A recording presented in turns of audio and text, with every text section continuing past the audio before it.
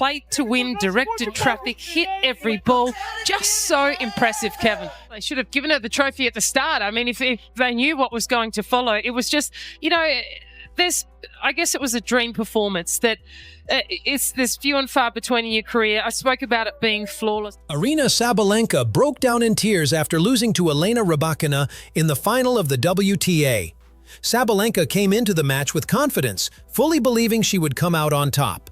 However, Rybakina had other plans, dominating the first two sets and leaving Sabalenka with little chance to fight back. And as expected, Sabalenka's emotions took over, and we saw her break down in tears, something that caught the attention of everyone watching. But was it really just about the loss, or was there something more behind that emotional outburst? It's important to understand that respect in sports is earned, and in that moment, Sabalenka was desperately seeking the recognition she felt she deserved as a finalist. Now, let's dive deeper into why Sabalenka actually broke down in the final and what this loss meant for her. But before we do, make sure to hit that like button and subscribe to Acelytics so you never miss an update on the WTA world. Yeah, I guess I'm getting old. I'm getting really sensitive. Yeah, so many things to be proud of. And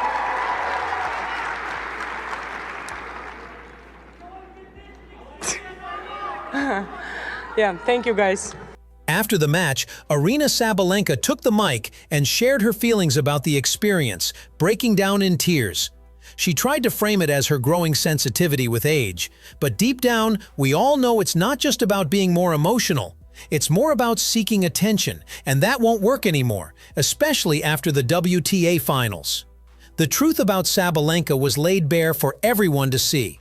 She's not the calm and peace-loving person she portrays. Instead, she harbors jealousy towards others' success. That frustration and anger have clearly affected her interactions, even leading her to upset her own team on several occasions. The final was a thrilling spectacle, with Elena Rybakina completely dominating the court from start to finish. Unlike in her previous match against Coco, where Sabalenka attempted to intimidate and shout her way through, Rybakina wasn't fazed. She showed incredible mental toughness, refusing to let Sabalenka's tactics rattle her. In the first set, Sabalenka tried to impose her will, but Rybakina remained calm and focused, racking up point after point to take a one-sided lead. That was the turning point for Sabalenka, as the mental pressure started to build, and she found herself unable to cope with Rybakina's relentless game. It was clear at that moment, Rybakina wasn't going to let her have this win. Rybakina played with unwavering confidence, while Sabalenka grew increasingly frustrated with how the match was unfolding.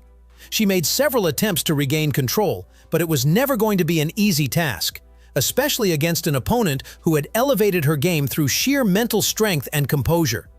After a nail-biting second set, Sabalenka couldn't hold it together during the tiebreaker, ultimately finding herself on the losing side, completely shattered. After the match, Sabalenka's usual drama took center stage. She broke down in tears on the bench, surrounded by her team, acting like a child who just couldn't handle the loss. She complained about the game, claiming she'd been wronged, but the truth was clear. Rybakina outplayed her at every turn. Sabalenka's frustration was evident as she struggled to accept that Rybakina was simply the better player. Despite her emotional outburst, the reality remained. Rybakina's performance was far superior, and for Sabalenka, coming to terms with that defeat was an incredibly difficult thing to do. Directed traffic, hit every ball. Just so impressive, Kevin. Yeah, and for Aryna Sabalenka, you can see how demoralizing this. Unable to accept her defeat, Sabalenka took to the podium to address the final. Instead of reflecting on the match or acknowledging Rybakina's performance, she broke down in tears and tried to justify her emotional reaction by claiming she was getting older and more sensitive. However, these excuses couldn't mask the truth. Sabalenka was clearly jealous of Rybakina's success. Her attempt to downplay the loss only revealed her frustration and inability to gracefully accept being outplayed. The reality of the situation was clear to everyone watching. Let's take a closer look at how sensitive Sabalenka really is. In the WTA finals, she had already faced Coco Gauff, and in that match, her behavior was far from sensitive. She was aggressive, calling Gauff out and showing her disrespect, constantly trying to intimidate her until she secured the win. If this is what Sabalenka considers sensitivity, then we're in serious trouble. In reality, her actions in that match paint a completely different picture. She wasn't being sensitive at all, but rather using tactics to try to dominate and control her opponent. It's clear she was not being honest about her emotions. Sabalenka's behavior during her match against Coco Gauff escalated quickly as she began shouting loudly and using intimidation tactics to try to rattle her opponent. The situation took a turn when her coach, Anton Dubrov, called her out on the court, questioning her actions. Instead of handling it calmly, Sabalenka snapped at Dubrov, shouting back at him. Things got even more intense when Dubrov, clearly frustrated, left his seat in the stands mid-match, signaling his disapproval. This moment caught a lot of attention, with many criticizing Sabalenka's disrespect towards Gauff. It was Dubrov's bold reaction, though, that really highlighted the underlying tension between Sabalenka and Gauff. But yeah, I went a bit too much. I was so frustrated inside of me, and I was just like trying to let it go. Probably I went too far, not probably I went too far. And then honestly, I think it was the right move from him to probably like just let me be on my own. And I don't want to say the way I wanted to say, but he really upset me, and I was really really stressed and angry on him, and that really helped me to pull out such tennis. But Aryna didn't stop there. In the post-match interview, she took things even further, shocking everyone by openly mocking her own coach. She claimed that he was holding her back and admitted to yelling at him in the heat of the moment.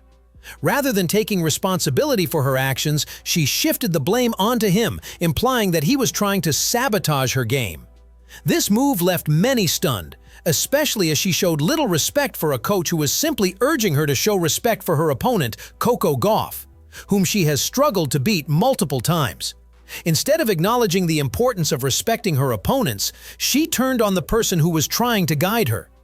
It helped me to pull out such tennis. Well, and as a player, I can completely understand that. It's As a player, you can understand, but probably coaches can also understand, Anton, you know? But we don't care about the coaches right now. We care about the player. The player is always right. And This wasn't the first time Sabalenka had acted this way. Previously, she displayed similar behavior towards her former coach, Gavin McMillan. When she let her anger out on him, McMillan, maintaining his professionalism, walked away from Sabalenka, ending their partnership. Shortly after, Coco Gauff signed McMillan to her team, making a strategic move that came after Sabalenka fired him following their fallout during a match. Gauff's decision to bring McMillan on board was seen as a smart one, as it highlighted her ability to make measured, respectful choices in her career, something Sabalenka struggled to do. Successful partnership, but I'm just looking at long term, and I know Gavin has had experience with this before, so hoping that I can just take on his knowledge and see what can happen. In conclusion, Aryna Sabalenka's actions throughout her career, particularly during the WTA finals, reveal a player who is deeply self-centered and narcissistic in her approach to the game. While her drive to win is undeniable, it often comes at the cost of respect for her opponents and those around her. Sabalenka's behavior towards Coco Gauff, her own coach, and her emotional breakdown after the loss in the finals all point to a player who is obsessed with her own success, but unwilling to acknowledge the hard work and accomplishments of others. Her tendency to intimidate opponents, like she did with Gauff, and her disrespectful outbursts towards her coaches show a pattern of self-absorption. In moments when things don't go her way, she lashes out rather than reflecting on her performance or acknowledging the strengths of her opponents.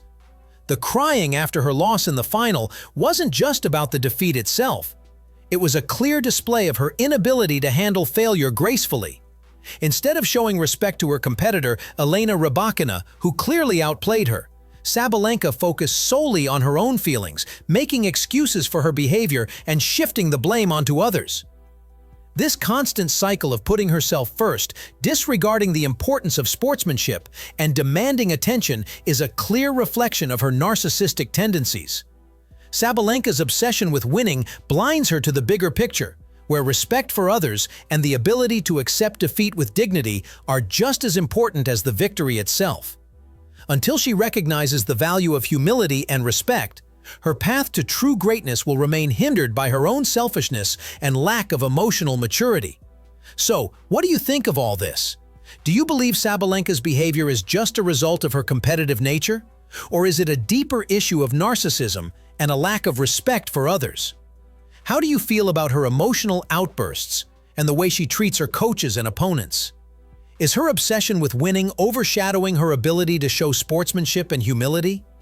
And most importantly, do you think these actions will affect her career in the long run, or will her talent alone carry her forward? We'd love to hear your thoughts and opinions on this. Don't forget to subscribe to our channel for more updates on the world of WTA and beyond.